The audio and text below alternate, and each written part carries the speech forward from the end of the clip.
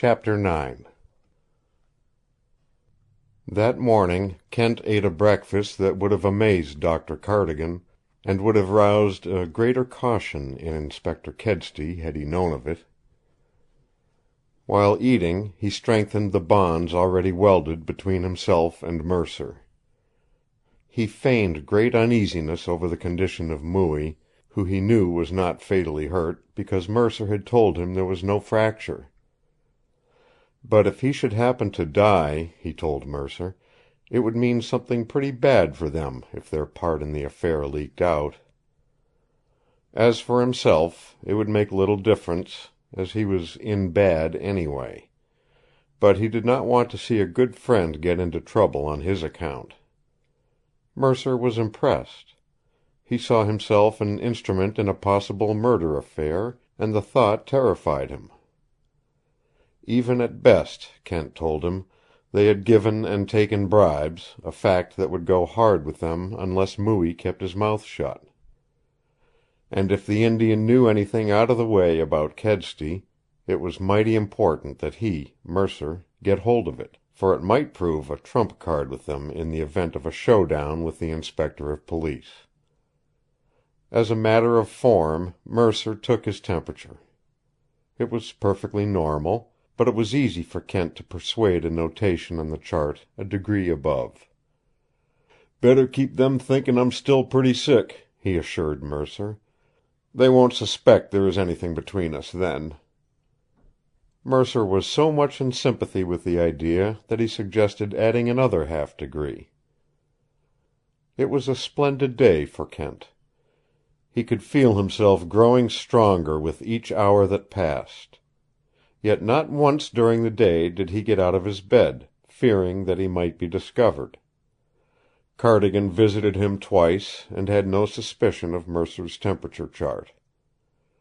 He dressed his wound, which was healing fast. It was the fever which depressed him. There must be, he said, some internal disarrangement which would soon clear itself up. Otherwise, there seemed to be no very great reason why Kent should not get on his feet. He smiled apologetically. "Seems queer to say that, when a little while ago I was telling you it was time to die," he said. That night, after 10 o'clock, Kent went through his setting-up exercises 4 times. He marveled even more than the preceding night at the swiftness with which his strength was returning. Half a dozen times the little devils of eagerness working in his blood prompted him to take to the window at once. For 3 days and nights thereafter he kept his secret and added to his strength. Dr. Cardigan came in to see him at intervals, and Father Layonne visited him regularly every afternoon. Mercer was his most frequent visitor. On the 3rd day 2 things happened to create a little excitement. Dr. Cardigan left on a 4-day journey to a settlement 50 miles south, leaving Mercer in charge, and Mooie came suddenly out of his fever into his normal senses again. The first event filled Kent with joy. With Cardigan out of the way, there would be no immediate danger of the discovery that he was no longer a sick man. But it was the recovery of Mooie from the thumping he had received about the head that delighted Mercer. He was exultant. With the quick reaction of his kind, he gloated over the fact before Kent. He let it be known that he was no longer afraid, and from the moment Mooie was out of danger, his attitude was such that more than once Kent would have taken keen pleasure in kicking him out of the room. Also, from the hour he was safely in charge of Dr. Cardigan's place, Mercer began to swell with importance. Kent saw the new danger and began to humor him. He flattered him. He assured him that it was a burning shame Cardigan had not taken him into partnership. He deserved it. And in justice to himself, Mercer should demand that partnership when Cardigan returned. He, Kent, would talk to Father Layonne about it, and the missioner would spread the gospel of what ought to be among others who were influential at the Landing. For 2 days he played with Mercer as an angler plays with a treacherous fish. He tried to get Mercer to discover more about Mooie's reference to Kedsty, but the old Indian had shut up like a clam. "He was frightened when I told him he had said things about the inspector," Mercer reported. "He disavowed everything. He shook his head. No, no, no. He had not seen Kedsty. He knew nothing about him. I can do nothing with him, Kent." He had dropped his sirs, also his servant-like servility. He helped to smoke Kent's cigars with the intimacy of proprietorship, and with offensive freedom called him Kent. He spoke of the inspector as Kedsty, and of Father Layonne as the little preacher. He swelled perceptibly, and Kent knew that each hour of that swelling added to his own danger. He believed that Mercer was talking. Several times a day he heard him in conversation with the guard, and not infrequently Mercer went down to the landing, twirling a little reed cane that he had not dared to use before. He began to drop opinions and information to Kent in a superior sort of way. On the 4th day, word came that Dr. Cardigan would not return for another 48 hours, and with unblushing conceit Mercer intimated that when he did return he would find big changes. Then it was that, in the stupidity of his egotism, he said, "Kedsty has taken a great fancy to me, Kent. He's a square old top, when you take him right. Had me over this afternoon, and we smoked a cigar together. When I told him that I looked in at your window last night and saw you going through a lot of exercises, he jumped up as if someone had stuck a pin in him. 'Why, I thought he was sick. Bad,' he said. And I let him know there were better ways of making a sick man well than Cardigan's. 'Give him plenty to eat,' I said. 'Let him live normal,' I argued. 'Look at Kent, for instance,' I told him. 'He's been eating like a bear for a week, and he can turn somersaults this minute.' That topped him over, Kent. I knew it would be a bit of a surprise for him that I should do what Cardigan couldn't do. He walked back and forth, black as a hat, thinking of Cardigan, I suppose. Then he called in that Pelly chap and gave him something which he wrote on a piece of paper. After that he shook hands with me, slapped me on the shoulder most intimately, and gave me another cigar. He's a keen old blade, Kent. He doesn't need more than one pair of eyes to see what I've done since Cardigan went away." If ever Kent's hands had itched to get at the throat of a human being, the yearning convulsed his fingers now. At the moment when he was about to act, Mercer had betrayed him to Kedsty. He turned his face away so that Mercer could not see what was in his eyes. Under his body he concealed his clenched hands. Within himself he fought against the insane desire that was raging in his blood, the desire to leap on Mercer and kill him. If Cardigan had reported his condition to Kedsty, it would have been different. He would have accepted the report as a matter of honorable necessity on Cardigan's part. But Mercer, a toad blown up by his own wind, a consummate fiend who would sell his best friend, a fool, an ass. For a space he held himself rigid as a stone, his face turned away from Mercer. His better sense won. He knew that his last chance depended upon his coolness now, and Mercer unwittingly helped him to win by slyly pocketing a couple of his cigars and leaving the room. For a minute or two Kent heard him talking to the guard outside the door. He sat up then. It was 5 o'clock. How long ago was it that Mercer had seen Kedsty? What was the order that the inspector had written on a sheet of paper for Constable Pelly? Was it simply that he should be more closely watched, or was it a command to move him to one of the cells close to the detachment office? If it was the latter, all his hopes and plans were destroyed. His mind flew to those cells.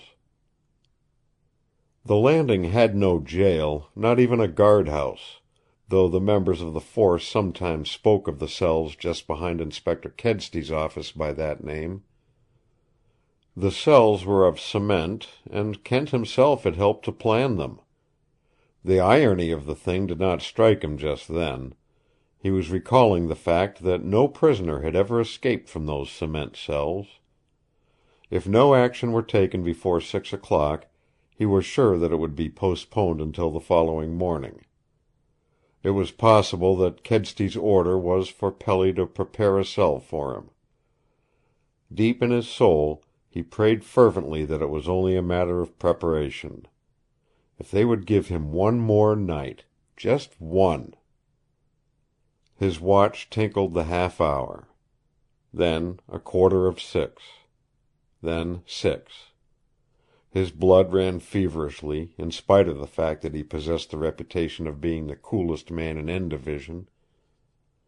He lighted his last cigar and smoked it slowly to cover the suspense which he feared revealed itself in his face should anyone come into his room. His supper was due at 7. At 8 it would begin to get dusk. The moon was rising later each night, and it would not appear over the forests until after 11. He would go through his window at 10 o'clock. His mind worked swiftly and surely as to the method of his first night's flight. There were always a number of boats down at Crossen's place. He would start in one of these, and by the time Mercer discovered he was gone, he would be 40 miles on his way to freedom. Then he would set his boat adrift, or hide it, and start cross-country until his trail was lost. Somewhere and in some way he would find both guns and food. It was fortunate that he had not given Mercer the other $50 under his pillow. At 7, Mercer came with his supper. A little gleam of disappointment shot into his pale eyes when he found the last cigar gone from the box. Kent saw the expression and tried to grin good-humoredly.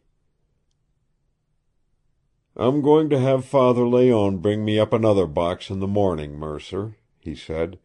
"That is, if I can get hold of him." "You probably can," snapped Mercer. "He doesn't live far from barracks, and that's where you're going. I've got orders to have you ready to move in the morning."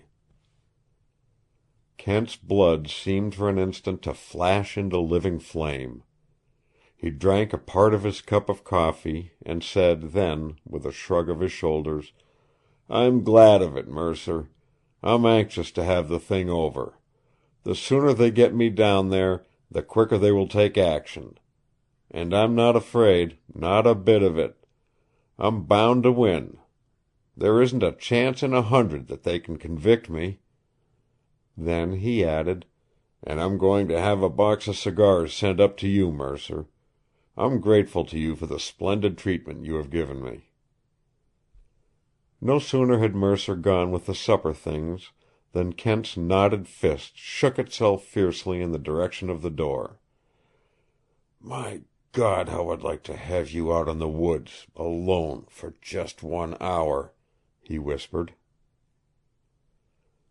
8 o'clock came, and 9. 2 or 3 times he heard voices in the hall, probably Mercer talking with the guard. Once he thought he heard a rumble of thunder, and his heart throbbed joyously. Never had he welcomed a storm as he would have welcomed it tonight. But the skies remained clear. Not only that, but the stars, as they began to appear, seemed to him more brilliant than he had ever seen them before. And it was very still. The rattle of a scow chain came up to him from the river as though it were only 100 yards away. He knew that it was one of Mooie's dogs he heard howling over near the sawmill. The owls, flitting past his window, seemed to click their beaks more loudly than last night. A dozen times he fancied he could hear the rippling voice of the river that very soon was to carry him on toward freedom. The river. Every dream and aspiration found its voice for him in that river now. Down it Marette Radisson had gone. And somewhere along it, or on the river beyond, or in the third river still beyond that, he would find her. In the long, tense wait between the hours of 9 and 10, he brought the girl back into his room again. He recalled every gesture she had made, every word she had spoken. He felt the thrill of her hand on his forehead, her kiss, and in his brain her softly spoken words repeated themselves over and over again. "I think that if you lived very long, I should love you." And as she had spoken those words, she knew that he was not going to die. Why, then, had she gone away? Knowing that he was going to live, why had she not remained to help him if she could? Either she had spoken the words in jest, or— A new thought flashed into his mind. It almost drew a cry from his lips. It brought him up tense, erect, his heart pounding. Had she gone away? Was it not possible that she, too, was playing a game in giving the impression that she was leaving down river on the hidden scow? Was it conceivable that she was playing that game against Kedsty? A picture, clean cut as the stars in the sky, began to outline itself in his mental vision. It was clear, now, what Mooie's mumblings about Kedsty had signified. Kedsty had accompanied Marette to the scow. Mooie had seen him, and had given the fact away in his fever. Afterward he had clamped his mouth shut through fear of the big man of the law. But why, still later, had he almost been done to death? Mooie was a harmless creature. He had no enemies. There was no one at the Landing who would have assaulted the old trailer whose hair was white with age. No one, unless it was Kedsty himself, Kedsty at bay, Kedsty in a rage. Even that was inconceivable. Whatever the motive of the assault might be, and no matter who had committed it, Mooie had most certainly seen the inspector of police accompany Marette Radisson to the scow. And the question which Kent found it impossible to answer was, had Marette Radisson really gone down the river in that scow? It was almost with a feeling of disappointment that he told himself it was possible she had not. He wanted her on the river. He wanted her going north and still farther north. The thought that she was mixed up in some affair that had to do with Kedsty was displeasing to him. If she was still in the Landing, or near the Landing, it could no longer be on account of Sandy McTrigger, the man his confession had saved. In his heart he prayed that she was many days down the Athabasca, for it was there, and only there, that he would ever see her again. And his greatest desire, next to his desire for his freedom, was to find her. He was frank with himself in making that confession. He was more than that. He knew that not a day or night would pass that he would not think or dream of Marette Radisson.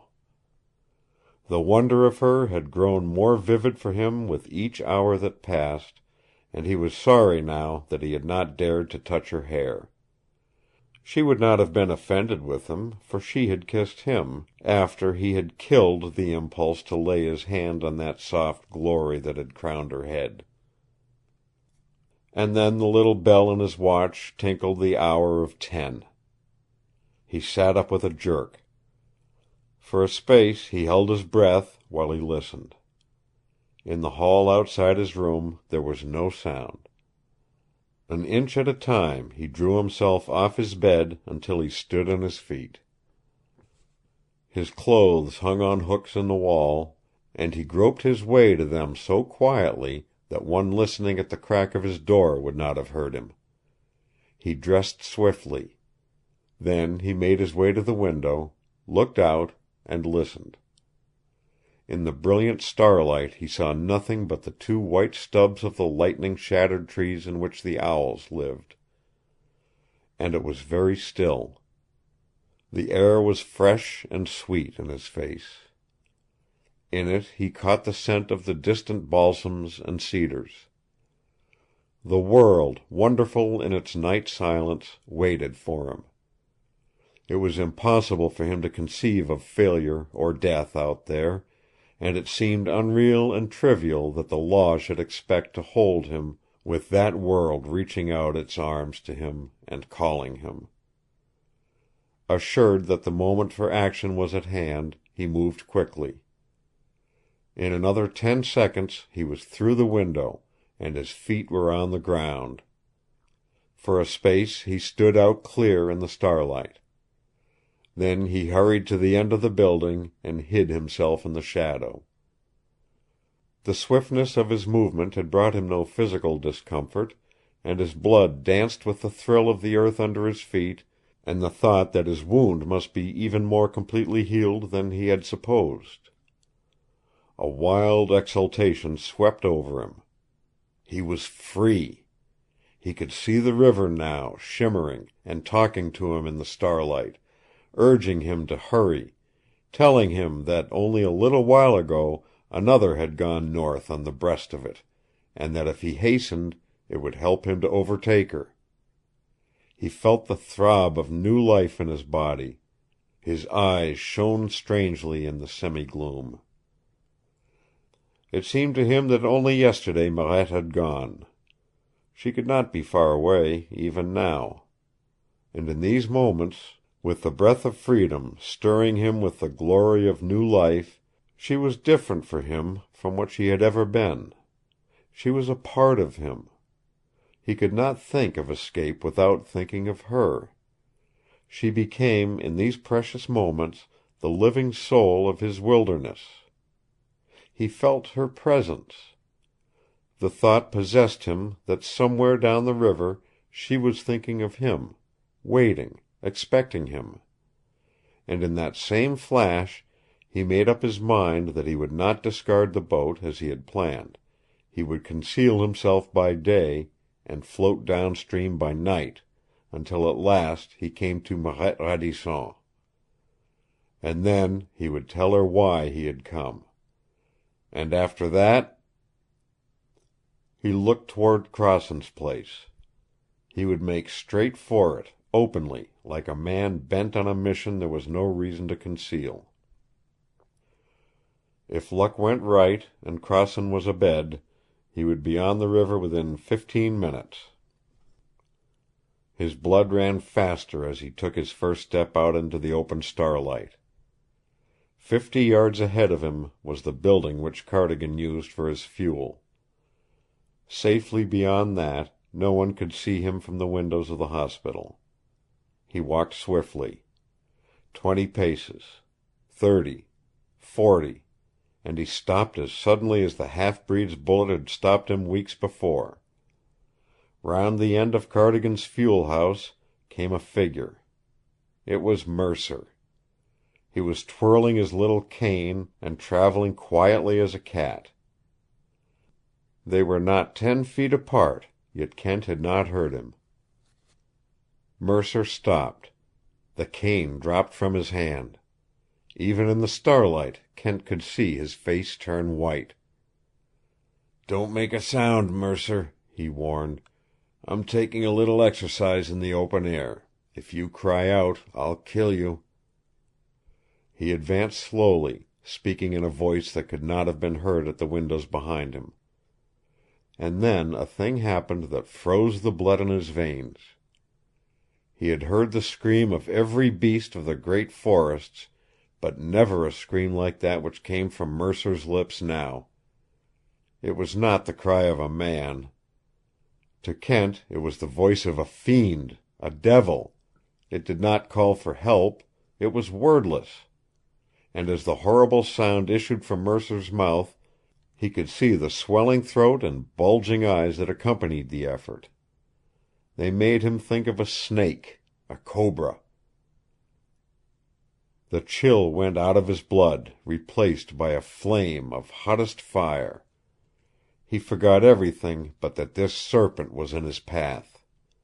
Twice he had stood in his way, and he hated him. He hated him with a virulency that was death. Neither the call of freedom nor the threat of prison could keep him from wreaking vengeance now. Without a sound he was at Mercer's throat, and the scream ended in a choking shriek. His fingers dug into flabby flesh, and his clenched fist beat again and again into Mercer's face.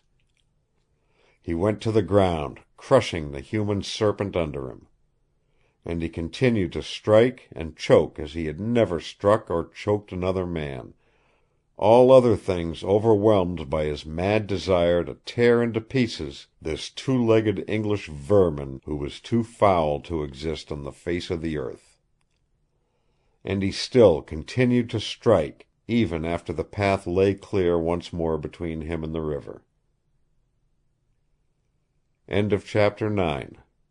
Recording by Roger Malone.